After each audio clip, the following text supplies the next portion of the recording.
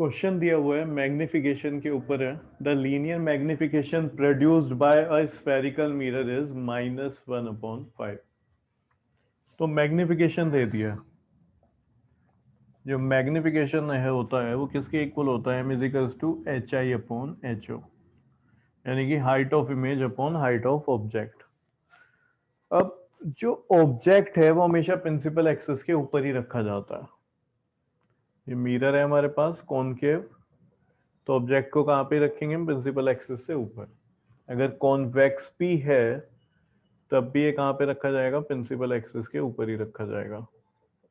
तो केस कोई भी ऑब्जेक्ट ऊपर ही होता है, यानी कि एच ओ हमेशा पॉजिटिव होगा। वैल्यू क्या आ रही है? -1/5।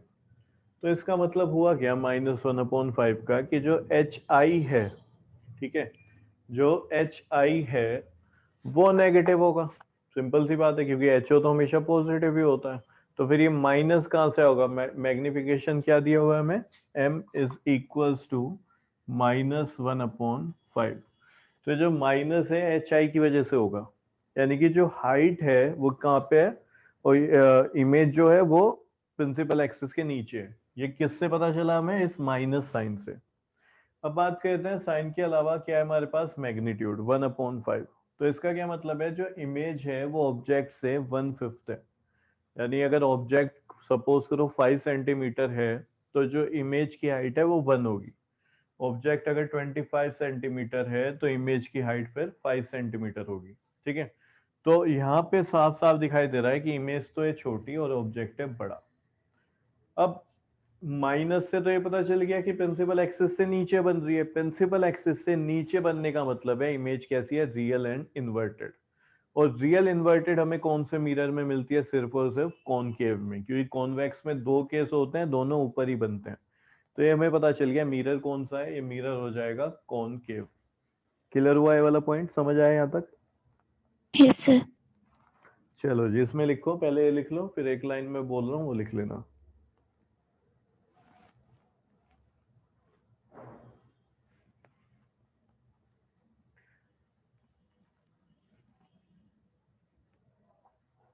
लिखो, since the magnification is negative, since the magnification is negative, since the magnification is negative,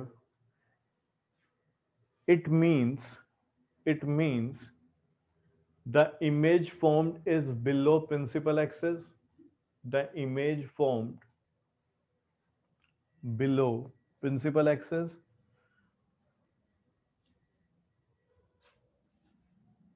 that is, that is image is real and inverted। Principal axis के बिलो बनने का मतलब क्या है? इन्वर्टेड है। इन्वर्टेड हमेशा रियल होती है। That is image is real and inverted. तो इमेज कैसी हो जाएगी यहाँ पे? रियल एंड इन्वर्टेड इमेज हो जाएगी। That is image is real and inverted.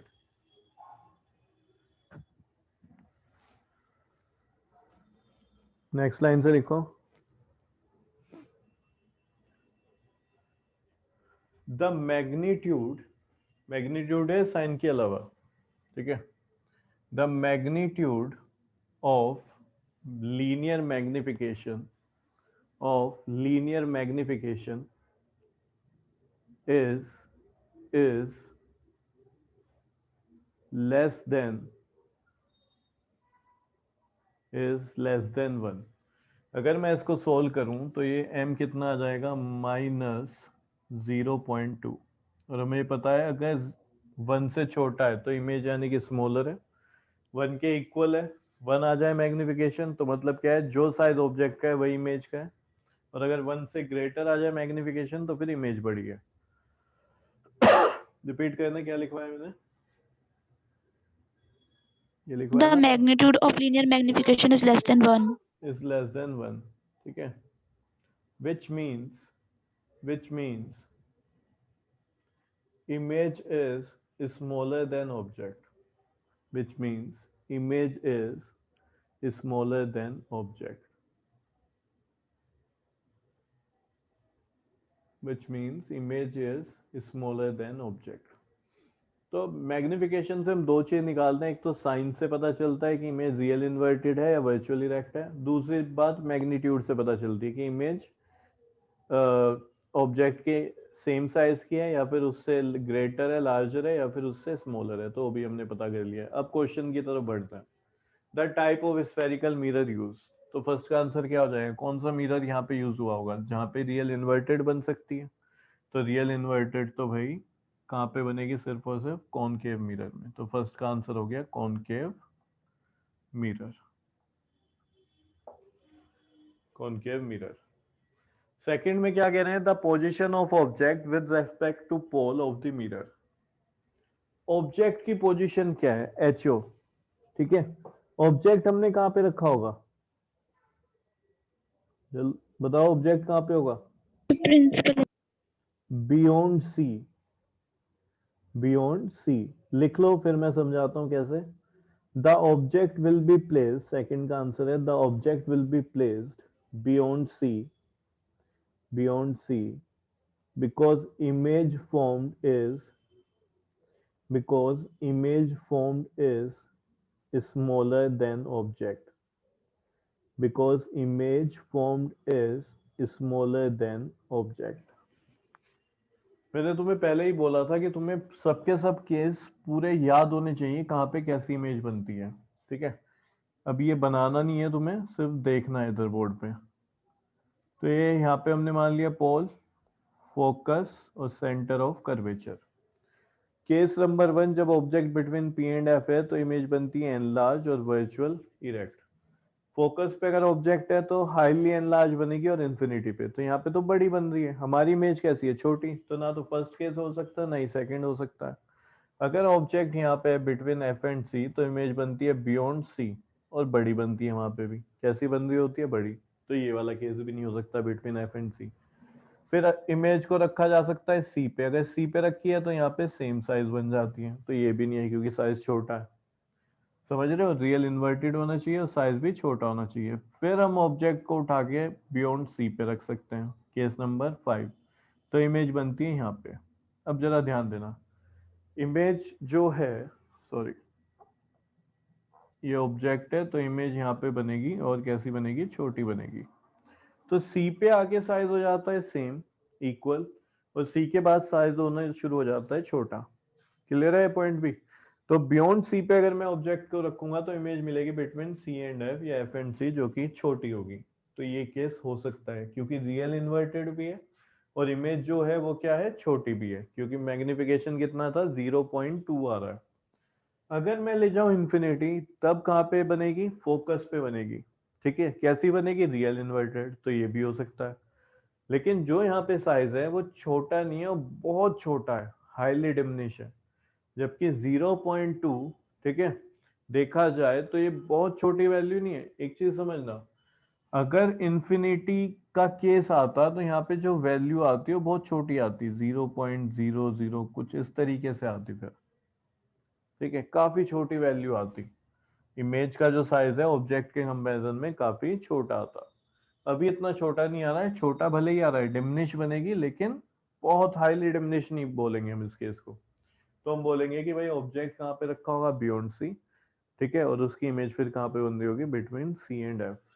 आगे उन्होंने क्या बोला, इसका आंसर मैं तुम्हें लिखवा चुका हूँ, क्या लिखना था, ठीक है। Draw the ray diagram to justify your answer. कह रहे इसका रे डायग्राम भी बना दो। बनाते हैं, यहाँ पे देखो, ये एक रे गई यहाँ से, ये तो केस हमने तैयार किए हुए हैं, हमें पता है कैसे बनता है इनका रे डायग्राम। कहाँ से चली गई जाएगी, रिफ्लेक्ट होने के बाद फोकस से, क्योंकि parallel to principal Focus. Axis जा रही है, ठीक Axis. है। क्लियर हो गया अभी। दूसरा क्या है, अगर फोकस से चली जाए तो रिफ्लेक्ट होने के बाद कहां से जाएगी,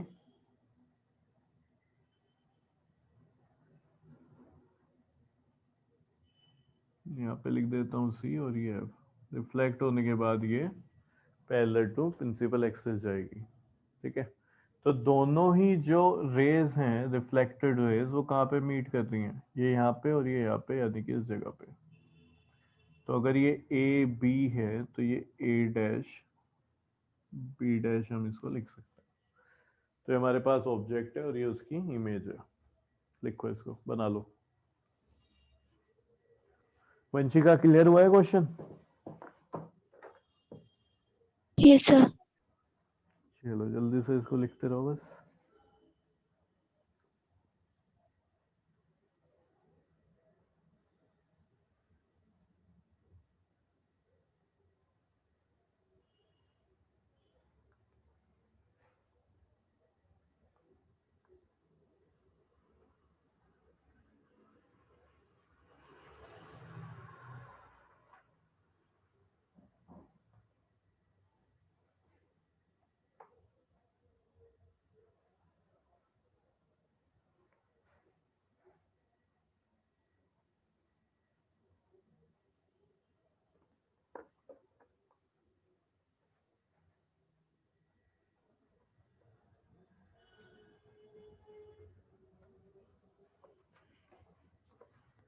नेक्स्ट क्वेश्चन देखते हैं अब।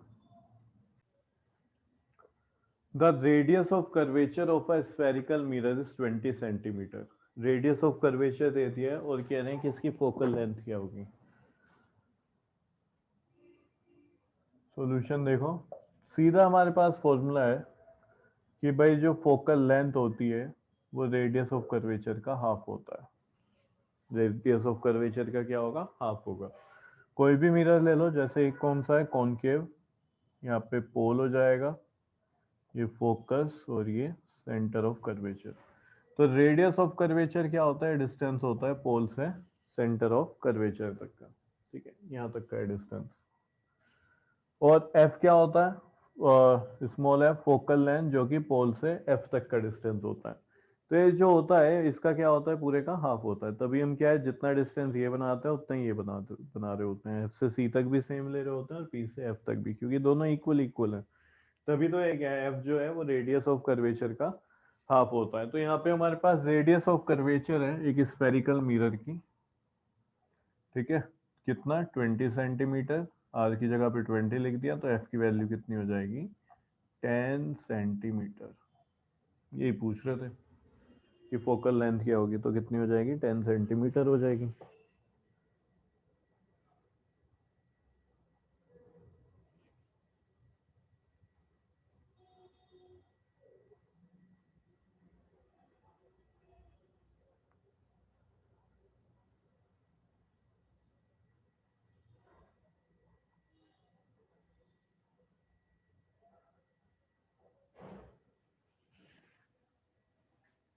Next question.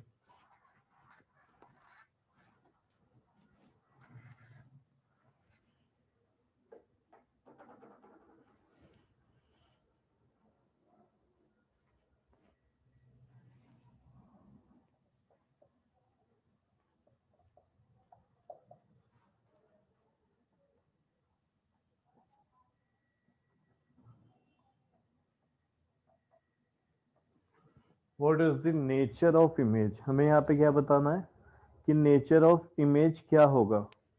ठीक है, nature of image formed by a spherical mirror. और इमेज कैसे फॉर्म हो रही है? किसी स्फेरिकल मिरर से फॉर्म हो रही है। If it's linear magnification is, इसका लीनियर मैग्निफिकेशन ये है। तो इसमें ही एक ही पॉइंट में मैं कई क्वेश्चन को एक्सप्लेन करेंगे हम। ठीक है, अलग अलग नहीं क्वेश्चन बना रहा मैं यहाँ पे। ठीक है, एक में ही। जैसे लीनियर मैग्निफिकेशन ले लेता हूं मैं, -1। इसका मतलब बताना है ऑब्जेक्ट कहाँ पे होगा, कैसा होगा। और लीनियर मैग्निफिकेशन ले लेते हैं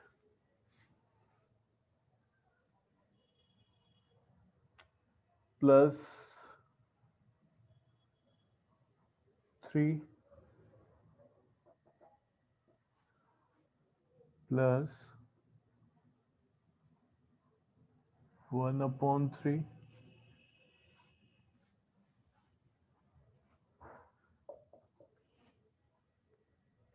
और 1/4 और -3। ये एक क्वेश्चन अगर तुम्हें समझ आ गया यानी कि तुम्हें लीनियर मैग्निफिकेशन बिल्कुल क्लियर हो चुका है। ठीक है, खुद से आंसर देने की ट्राई करना मेरे साथ साथ। अगर तुम्हारे आंसर मेरे आंसर सही आ रहे हैं तो ये मान के चलना तुम्हें लीनियर मैग्निफिकेशन का कॉन्सेप्ट क्लियर हो चुका है।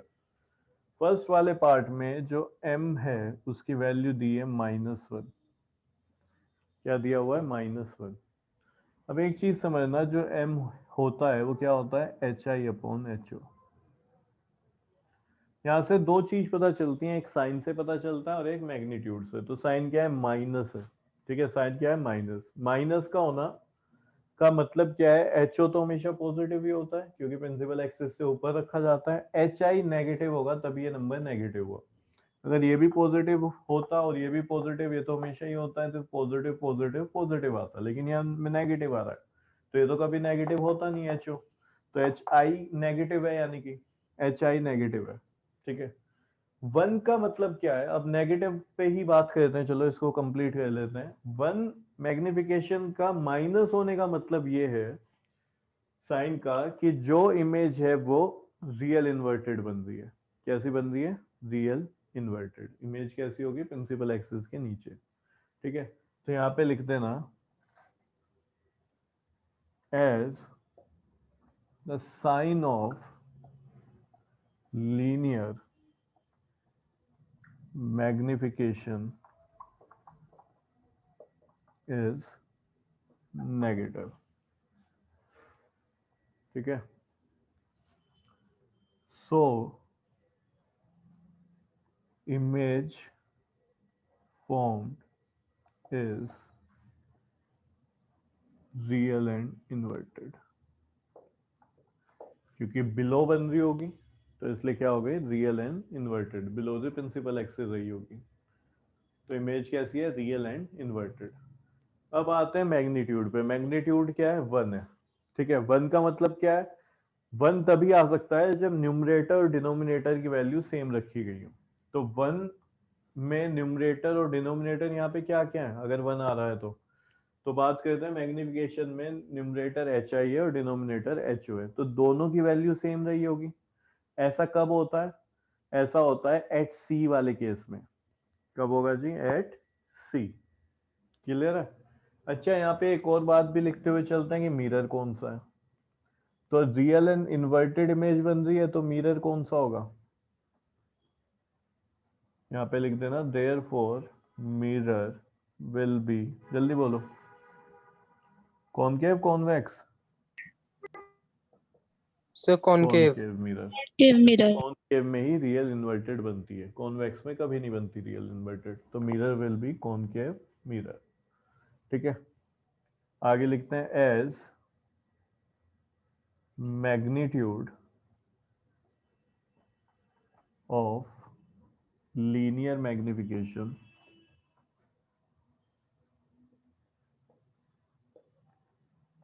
इज 1। ठीक है, कितना है? 1। हेंस, तो यहां से हमें क्या पता चल जाएगा? Hence the size of object, the size of image, the size of image is equal to size of object। the size of image is equal to size of object। Clear हो गया?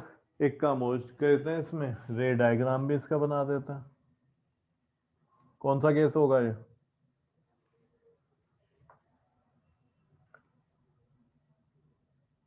Sir case 3।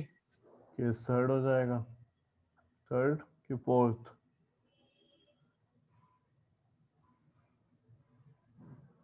ये object कहाँ पे है? सी पे। Image भी कहाँ पे बन रही होगी? सी पे, सेम साइज की। पैरेलल टू प्रिंसिपल एक्सिस है तो फोकस से चली जाएगी, और अगर फोकस से जा रही है तो पैरेलल हो जाएगी प्रिंसिपल एक्सिस के। ठीक है, एरो बनाने जरूरी होते हैं। 2 एरो बनेंगे एटलीस्ट, ज्यादा बनाने बना सकते हो एक उसमें रे में। एक तो रिफ्लेक्शन से पहले और एक रिफ्लेक्शन के बाद, ये जरूरी होते हैं बनाने। तो रे डायग्राम ये हो जाएगा। जल्दी से करो इसको, सेकंड पे आते हैं फिर। +3। सर इससे पहले कितने पेज छोड़ना है? एक।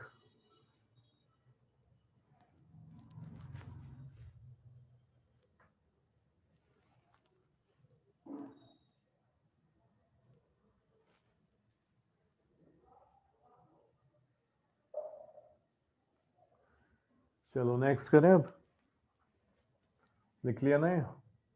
रे डायग्राम भी बना लेना, जल्दी से करो अगर बचा हुआ है किसी का। तो m इज इक्वल्स टू +3। +3 का क्या मतलब है? साइन की बात करते हैं। As the sign of linear magnification is positive.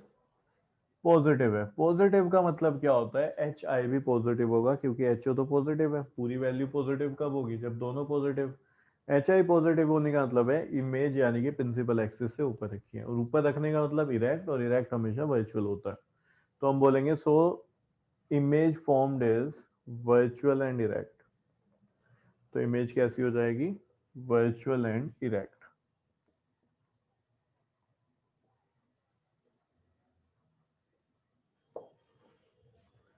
अब ये यहाँ पे वर्चुअल इरेक्ट दोनों में ही बनता है।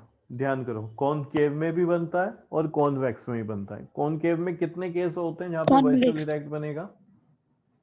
कॉनकेव में कितने 5 सर फोर। हाँ, सर 4 केस। कौन कौन से? Sir image on focus between FNC और C पे। इन सब में भाई रियल इन्वर्टेड बनती है। देख जरा पीछे, यहाँ पे रे डायग्राम कराए हुए हैं, वहां पे ध्यान से पढ़। इतनी बार मैं ये बात बता चुका हूँ, कॉनकेव में सिर्फ एक ही केस है जहाँ पे जहाँ पे वर्चुअल इरेक्ट बनता है, और वो फर्स्ट केस है between P and F। Image कहाँ बन रही होगी वंशिका?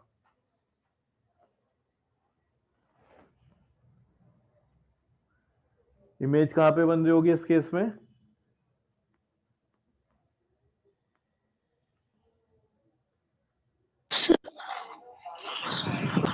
हाँ, जल्दी आंसर दो। कॉनकेव मिरर होगा ये, और वर्चुअल इरेक्ट बन रहा है, तो इमेज कहाँ पे बन रही होगी? रे सर डायग्राम में बिहाइंड द मिरर। देखा था हमने, तो बिहाइंड द मिरर कैसी बनती है? छोटी की बड़ी? सर बड़ी। बड़ी बनती है। तो तुम्हें ध्यान रखना है भाई, रियल इन्वर्टेड आता है तो सिर्फ और सिर्फ कॉनकेव होगा। वर्चुअल इरेक्ट है तो थोड़ा रुकना पड़ेगा, सोचना पड़ेगा। वर्चुअल इरेक्ट क्योंकि दोनों में बनती है, लेकिन कॉनकेव में सिर्फ एक ही केस है वर्चुअल इरेक्ट का, और उसमें भी इमेज बड़ी बनती है। ठीक है। जो कॉन्वेक्स है उसमें टोटल ही 2 केस हैं, और उन दोनों केस में वर्चुअल इरेक्ट बनता है, वहां पे रियल इन्वर्टेड होता ही नहीं है। तो उसमें जो वर्चुअल इरेक्ट बनता है, इमेज हमेशा छोटी बनती है। कैसी बनती है? छोटी। यहाँ पे प्लस साइन से हमें पता चल गया कि इमेज वर्चुअल इरेक्ट होगी। अब मिरर से हमें कैसे पता चले कि भाई कौन सा होगा, कॉनकेव होगा कि कॉन्वेक्स होगा? तो अब हमें मैग्नीट्यूड देखना पड़ेगा। ठीक है, क्या देखना पड़ेगा? मैग्नीट्यूड। तो इस बार हम ये वाली लाइन अभी यहाँ पे नहीं लिखेंगे, इसको मत लिख देना। ठीक है, क्योंकि ये बात हमें अभी प्लस माइनस साइन से पता नहीं चली। जैसे वहां पे तो हमें साइन से पता चल गई थी, रियल इन्वर्टेड है यानी कॉनकेव में ही बनता है रियल इन्वर्टेड, तो हमने लिख दिया therefore mirror will be concave mirror.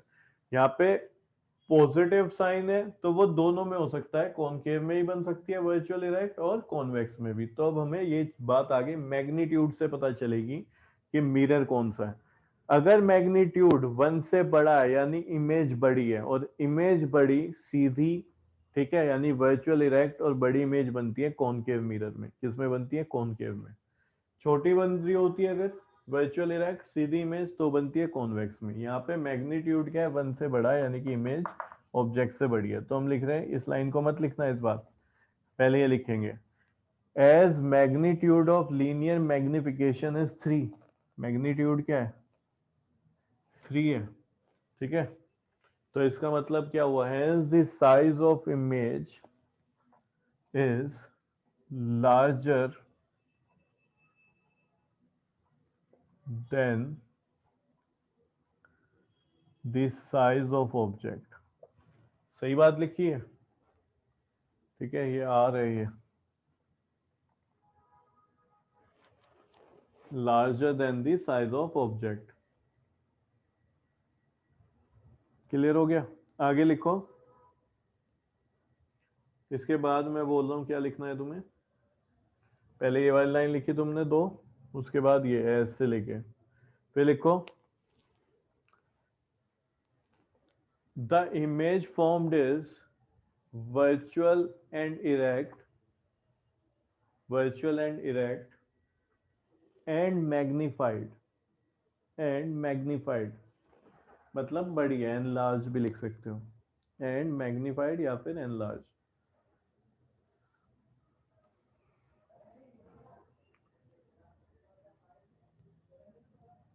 it means it means that it means that the object is placed the object is placed between P and F of concave mirror, between P and F of concave mirror, and image will be formed behind the mirror, and image will be formed behind the mirror।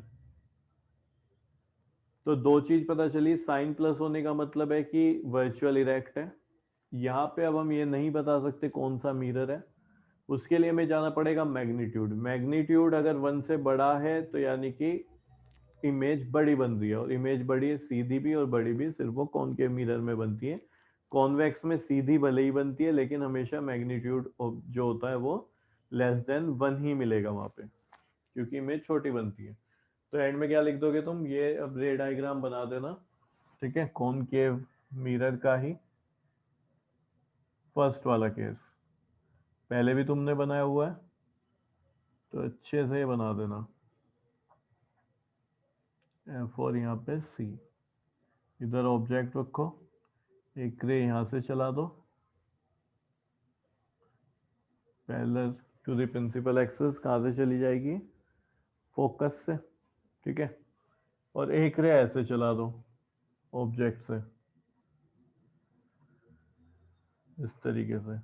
लेकिन जब हम इसको देखें तो हमें ऐसे लग रही है जैसे कि पीछे कहाँ से आ रही है, कहाँ से आ रही होगी, सेंटर ऑफ कर्वेचर। तो ऐसी रे जो सेंटर ऑफ कर्वेचर से आती हुई दिखाई दे वो रिफ्लेक्ट होके उसी पाथ पे वापस चली जाती है सेंटर ऑफ कर्वेचर से। अब इनके रिफ्लेक्टेड रे को हम क्या करेंगे, एक्सटेंड। तो एक तो ये हो गई रिफ्लेक्टेड रे, इसको पीछे खींचो, एक ये हो गई, तो ये कहाँ पे मिल रही है, इस जगह पे, तो ये क्या बन गया, इमेज। तो ए बी यहाँ पे हमें मिल जाएगा ए डैश बी डैश।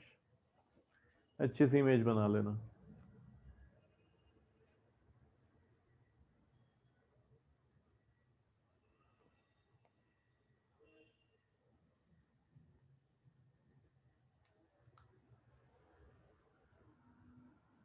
थर्ड पे आते हैं।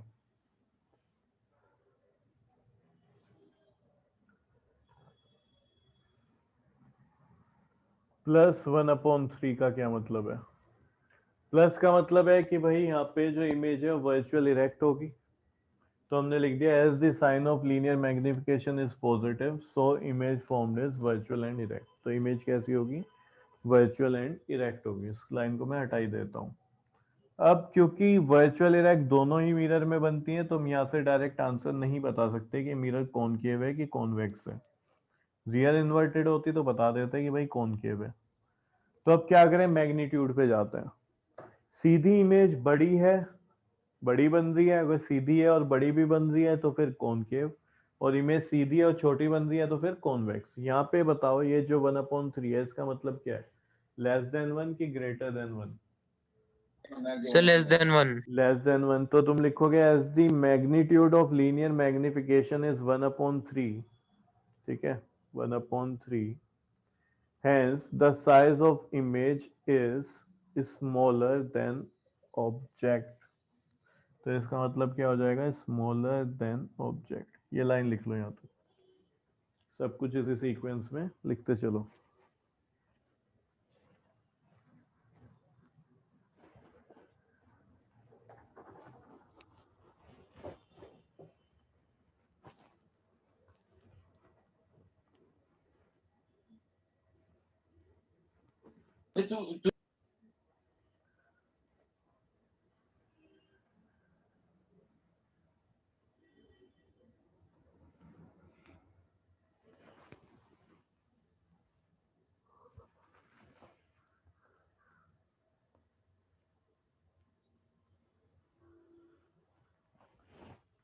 इसमें लिखो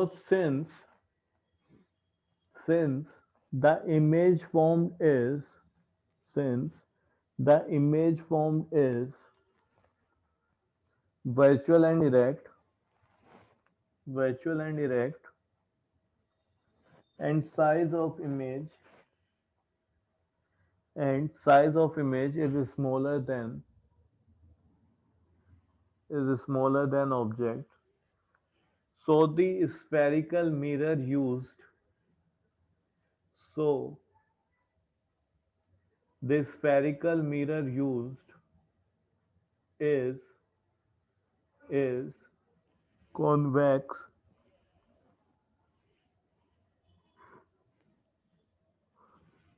is कॉन्वेक्स मिरर। अब वही बात आता है, कॉन्वेक्स में दोनों ही केस में छोटी बनती है, तो कौन सा लेके चलें, फर्स्ट वाला कि सेकंड वाला? देखो सेकंड में इंफिनिटी पे ऑब्जेक्ट होता है तो इमेज बनती है फोकस पे, सीधी होगी और छोटी होगी, लेकिन बहुत छोटी होगी, बहुत छोटी, ठीक है।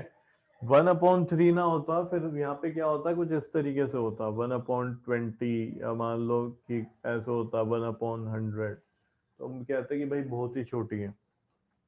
अब तो कितनी है सर, 1/3 है, तो ये वाला केस बनाएंगे हम कुछ इस तरीके से।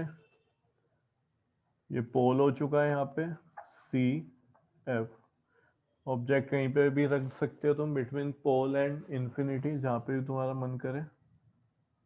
और ये फर्स्ट केस मैंने तुम्हें कॉन्वेक्स में कराया था, वहां से इमेज तुम्हें आती होगी तो बना देना, ठीक है। थोड़ा मैं तुम्हें बता देता हूँ किस तरीके से। एक रे यहाँ से गई, इसका नेचर कैसा होता है कॉन्वेक्स का, कि ये डाइवर्ज करता है, प्रिंसिपल एक्सिस की तरफ ना आगे, इससे दूर भागेगी, लेकिन कुछ इस तरीके से लगे ऐसे कि फोकस से आ रही है।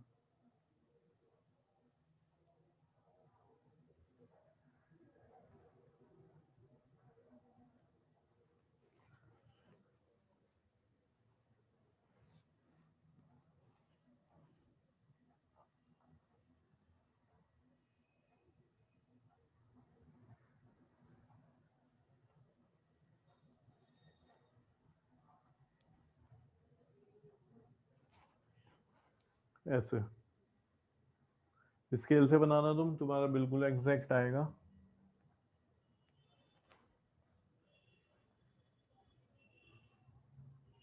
सर सी और एफ। अच्छा उल्टा लिख दिया मैंने, हो वही ना, गलत हो गया तो बिल्कुल ही।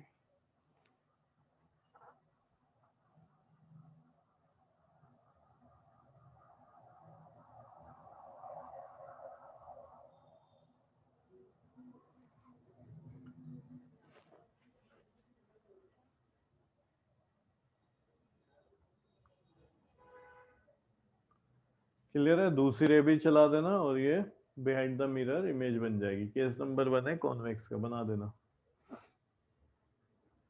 तुम्हारी मर्जी है दूसरी रे तुम कैसे चलाते हो। वहां पे मैंने कौन सी चलवाई थी, शायद सेंटर ऑफ कर्वेचर से जाती हुई करवाई होगी, या फिर पोल से, जो भी तुम्हें लगे ठीक तुम कर सकते हो, वो वाली बना देना।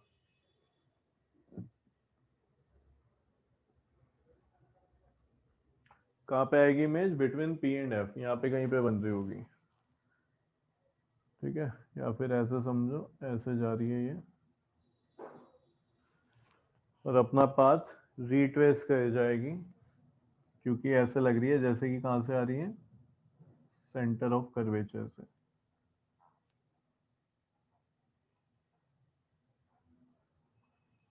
ठीक है। कैसे लग रही है, जैसे ही कहाँ से आ रही होगी, सेंटर ऑफ कर्वेचर, तो वापस चली जाएगी, तो इमेज बनी है यहाँ पे, छोटी बनेगी ए बी, तो हो जाएगा ए डैश बी डैश।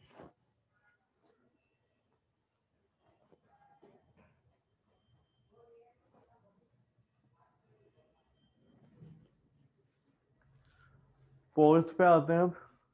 रे डायग्राम बनाओ जल्दी से, फिर करेंगे क्वेश्चन नंबर 4। इसका पार्ट जो फोर्थ है, -1/4।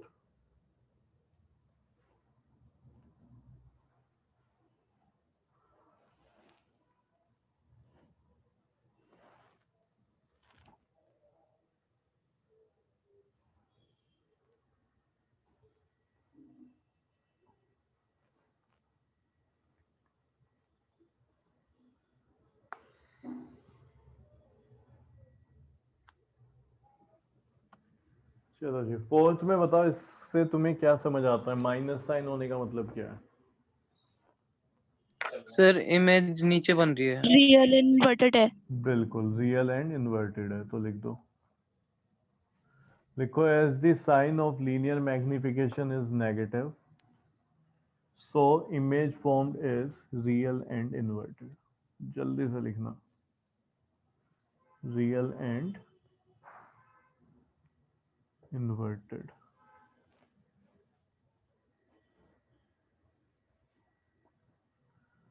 तो मिरर कौन सा होगा?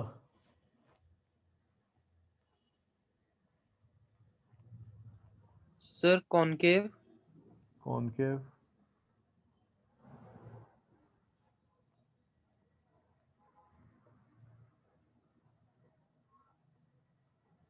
कॉनकेव मिरर यहाँ पे यूज हो रहा होगा, क्योंकि वही रियल इन्वर्टेड बनाता है। अब बात करें जो मैग्नीट्यूड है, वो क्या है? 1/4। तो 1/4 का क्या मतलब है? इमेज छोटी है कि बड़ी है? सर छोटी है। छोटी है। ठीक है, छोटी है ना। 1/4 का मतलब होता है 0.25, तो 1 से छोटा है यहाँ पे। तो हम लिखेंगे hence the size of image is smaller than the size of object. तो जो साइज ऑफ इमेज है वो साइज ऑफ ऑब्जेक्ट से छोटा है। यहाँ पे 0.25 लिखा है, इसको पूरा लिख लेना। अब ये बताओ, छोटा बन रहा है और यहाँ पे जो है रियल इन्वर्टेड है, कॉनकेव है। कॉनकेव का फर्स्ट वाले केस पे ध्यान करो, between P and F virtual erect बनता है, तो वो तो होगा ही नहीं। Second case, at F, F का बन जाता है इंफिनिटी पे, बहुत बड़ा साइज होगा। रियल इन्वर्टेड तो होगा लेकिन साइज बड़ा है। यहाँ पे क्या चाहिए? साइज छोटा चाहिए। बिटवीन सी एंड एफ करेंगे तो क्या मिलेगा हमें? यहाँ पे भी बियॉन्ड सी बनेगा, रियल इन्वर्टेड बनेगा, लेकिन साइज बड़ा है, तो ये भी नहीं हो सकता, साइज हमें छोटा ही करना है। Fourth case. Eight C fourth case हो जाएगा, है ना। फोर्थ नहीं, फिफ्थ केस। एट सी पे इक्वल बनता है, रियल इन्वर्टेड तो है, इक्वल है, हमें चाहिए छोटा, तो बियॉन्ड सी जाओ, वहां पे क्या बनेगा? छोटा बनेगा। ठीक है, क्या बन जाएगा? छोटी इमेज। तो ये जो ऑब्जेक्ट रखा होगा, कहाँ पे रखा होगा? बियॉन्ड सी। क्लियर है? तो बियॉन्ड सी वाला केस तुम बना लेना इसमें। ये अभी एक क्वेश्चन मैंने इससे पहले वाला क्वेश्चन तुम्हें कराया था, उस तरीके से ही है।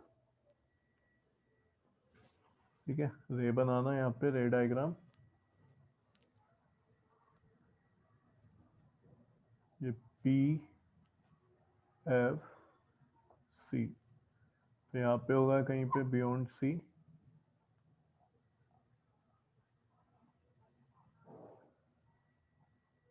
फोकस से चली जाएगी रे, एक फोकस से चला देते हैं पैरेलल टू प्रिंसिपल एक्सिस, तो यहाँ पे बन जाएगा ऑब्जेक्ट ये बी, तो ये ए डैश बी डैश। छोटा भी है और रियल इन्वर्टेड भी है। -3, जल्दी बताओ -3 का क्या मतलब है?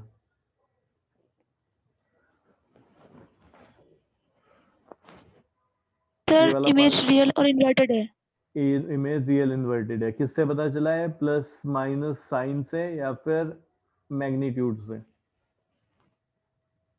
सर साइन से। साइन से पता चला है, तो साइन माइनस है यानी कि रियल इन्वर्टेड है, तो लिखो इसमें फिफ्थ वाले पार्ट में। ठीक है, m is equals to -3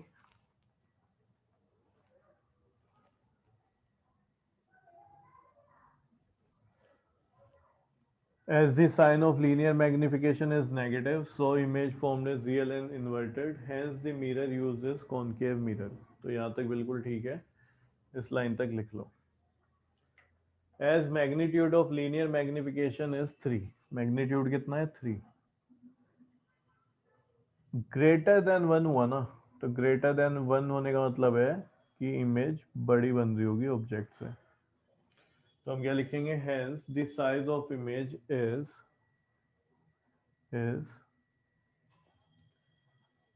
larger than the size of object, then the size of object.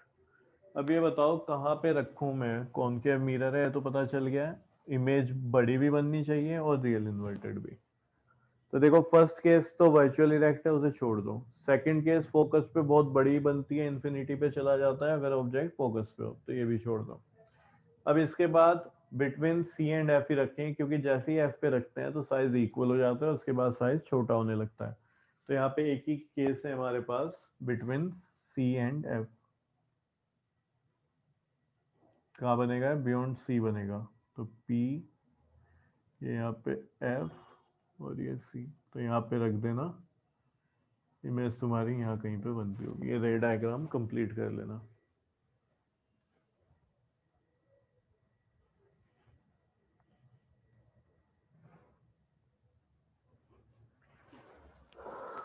समझ आया question?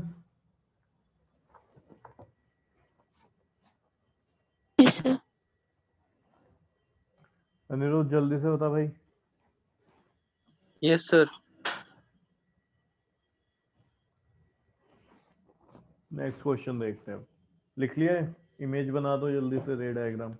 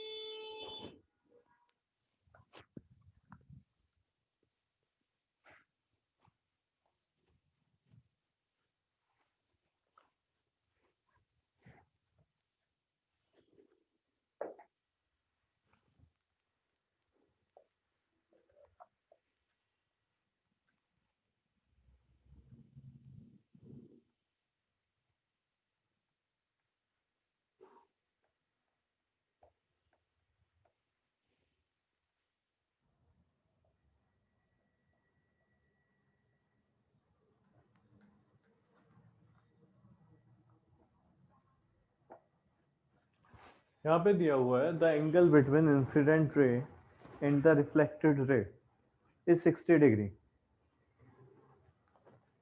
Then what is the what is the angle of incidence. तो एंगल ऑफ इंसिडेंस तुम्हें बताना है। चलो कौन बताएगा ये बताओ।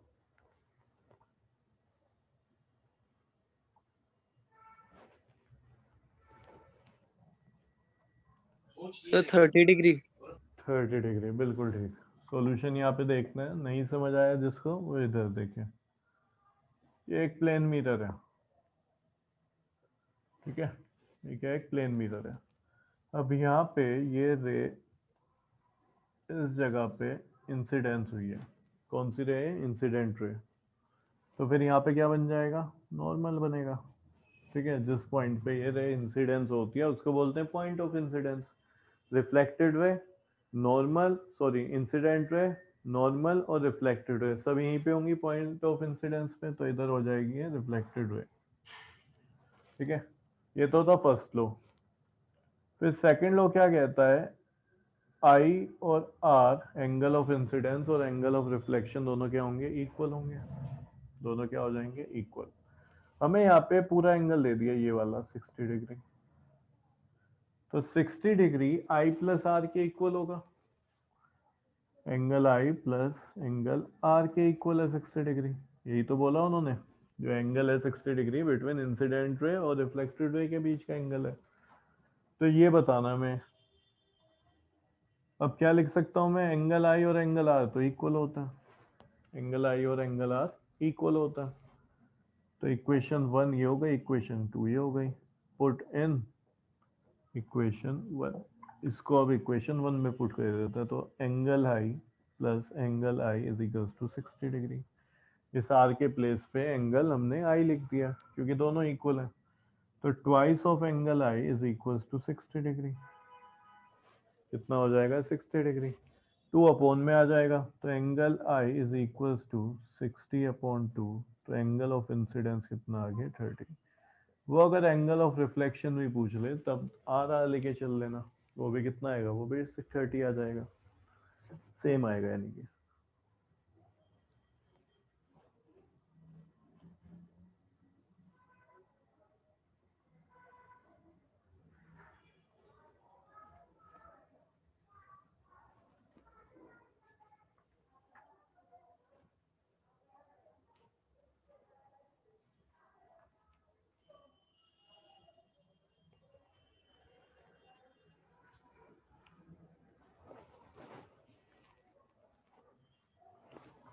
Next question.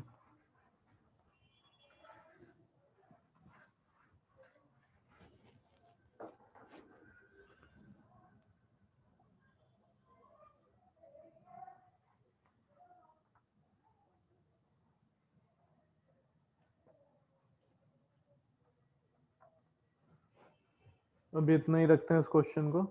ये बताओ फोकल लेंथ अगर मैं पूछूं कॉनकेव मिरर की कितनी होती है, कॉन्वेक्स मिरर की कितनी होती है, तो तुम बता सकते हो?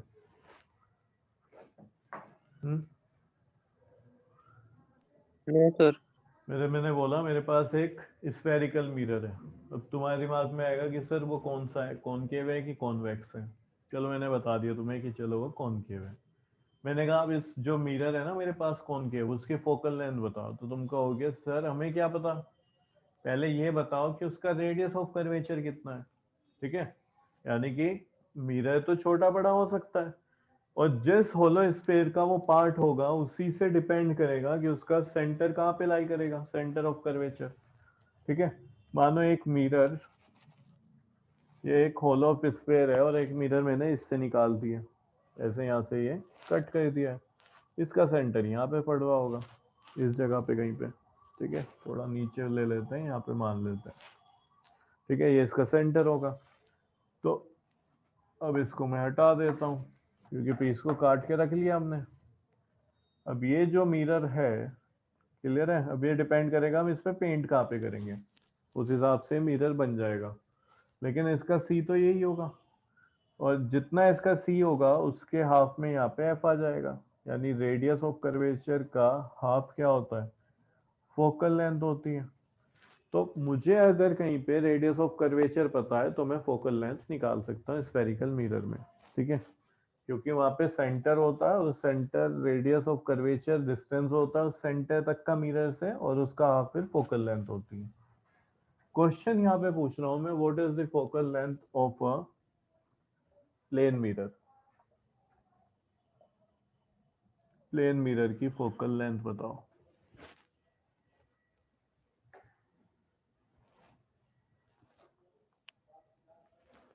सर सोचो, इसका तो सेंटर ऑफ कर्वेचर ही नहीं है, तो फोकल लेंथ इसका कैसे होगी? सेंटर ऑफ कर्वेचर ही नहीं है, बिल्कुल ठीक, समझ रहे हो, क्योंकि ये एक स्फेयर का पार्ट नहीं है, ये एक स्फेयर का पार्ट नहीं है। प्लेन मिरर कुछ इस तरीके से होता है।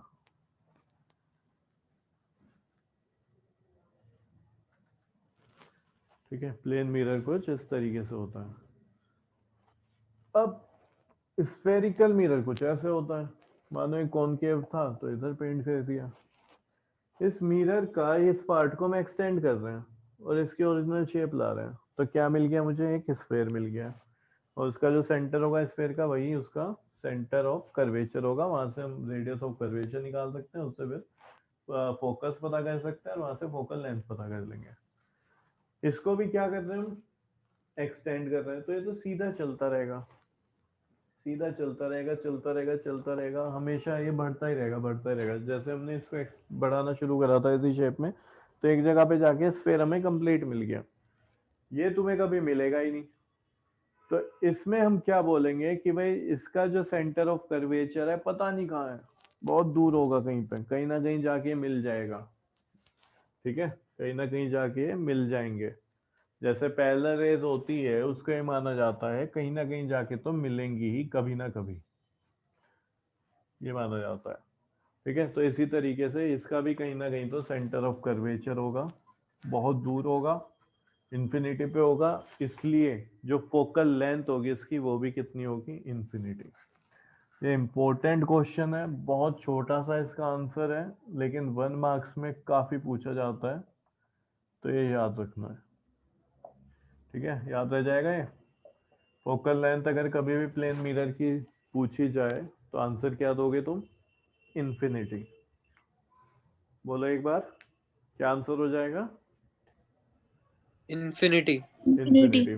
प्लेन मिरर की, स्फेरिकल मिरर की पूछेगा तो वो पक्का तुम्हें वहां पे रेडियस ऑफ कर्वेचर देके तब पूछेगा कि इसकी फोकल लेंथ बताओ। जैसे अभी एक क्वेश्चन मैंने कराया भी था, रेडियस ऑफ कर्वेचर था हमारे पास 20 था शायद, 20 या 30, 20 याद आ रहा है मुझे, 20 सेंटीमीटर। तो वहां से हमने फिर फोकल लेंथ भी निकाल दी थी। क्लियर हुआ? तो इसको भी समझ लेना, याद करना है इसको तुम्हें। कुछ न्यूमेरिकल हो रहे हैं, कुछ और मिरर वाले जो ये न्यूमेरिकल्स होते हैं, मिरर फॉर्मूला, उसके बेसिस पे मैं तुम्हें और कराऊंगा कल, तो इनकी प्रैक्टिस करना अच्छे से। अभी भी तुम गड़बड़ कर रहे हो रे डायग्राम में, ठीक है। केस को ढंग से याद करो, इमेज दिमाग में छप जानी चाहिए कि कहाँ पे बनती है कैसी बनती है, तो ये काम और अपना अभी इस पे, ठीक है, थोड़ी मेहनत करो।